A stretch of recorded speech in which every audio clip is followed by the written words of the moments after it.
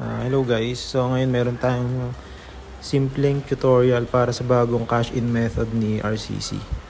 So yan, once na nakalagin na kayo sa site, punta kayo sa deposit. Yan, kung makikita nyo sa upper part, yan yung username natin, test account 0.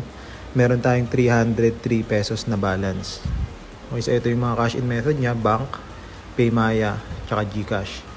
So itong GCash yung gagawan ko ng tutorial kasi kanina na-try ko na to kaya meron na tong 303 pesos. So ito, copy nyo yung number, mobile number, copy. And send money, express send. Then paste nyo yung number na nakopy natin dun sa site. Then lagay natin yung amount. Try natin 100 pesos ulit. Yan.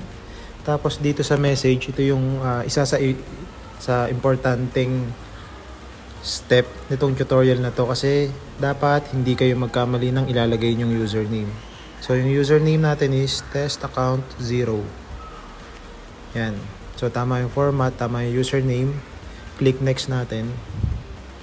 Send. Yan. So successfully sent yung pera. Balik tayo sa site. Ang hintayin nyo lang dito yung SMS confirmation nung automated cash in natin. So, hintayin lang natin yan. So, dito, di ba nag-success yung cash in natin? At the same time, tama din yung username na nilagay natin. So, refresh.